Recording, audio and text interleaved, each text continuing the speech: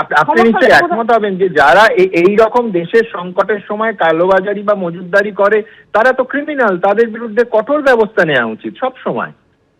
আমি মজুতদারদের পক্ষে নই, আমি তোমায় আবার বলছি, আমরা অতীতেও অনেক কিছু দেখেছি যে জোর করে কিছু হয় না, এদের বোঝাতে হবে। আমরা অলরেডি ডিএমএসপি দের ইনস্ট্রাকশন দিয়েছি, যেটা হচ্ছে সবাইকে বুঝতে হবে যেহেতু মানুষের সমস্যা হচ্ছে, কাজেই আমরা যেন মানুষকে এই বিপদে মানুষের পাশে দাঁড়াই।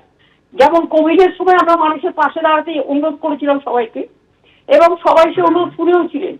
সেই রকম আমরা সবাইকে অনুরোধ করব, এটা টাকা ইনকামের টাইম নয়, এটা হচ্ছে মানুষকে সাহায্য করার টাইম, এবং সেটা তৈরি হয়েছে ভুল সিদ্ধান্তের ফলে। দেখুন, আমাদের হাতে থাকলে আমরা ঠিক প্ল্যানিং করে তবে কিন্তু এসব ঘোষণা করতাম, কিন্তু আমাদের হাতে নেই বলে এটা টোটাল সেন্ট্রাল গভর্নমেন্টের হাতে আছে।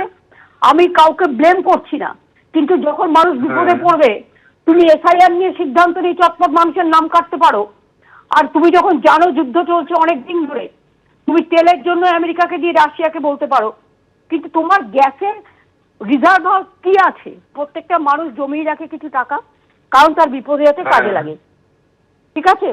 তা তোমার তো একটা গ্যাসের ভান্ডার আছে, সেই গ্যাসের ভান্ডারটাই তোমার কত মজুদ ছিল? আদৌ তোমার গ্যাসের ভান্ডার, যেখানে প্রত্যেকটা জায়গায় দেখি মোদিজির ছবি লাগায়, আমার কোনো আপত্তি নেই, তুমি তোমার গ্যাসের ভান্ডারটা তুমি কেন একবারও লক্ষ্য না রেখে তুমি, আমরা যেমন স্টক টেকিং করি, তোমাকে আমি বলি 6 মাস আগে থেকে স্টক টেকিং করি, আমার আলু প্রকিউরমেন্ট কতটা থাকবে, কতটা বাজারে ছাড়বো, কতটা আমি মানুষের জন্য রাখবো, কমাস পর্যন্ত চলবে, এইরকম মনে রাখবে। এদের আগে থেকে এরা কোনো প্রাইস হাইক নিয়ে, প্রাইস ইন্ডেক্স নিয়ে আলোচনা করে না। দ্রব্যমূল্য বৃদ্ধি যে বাজারে চতুর্গুণ হয়ে গেছে সেদিকে খেয়াল করে না, এরা শুধু রাজনৈতিক ভাষণ দেয়।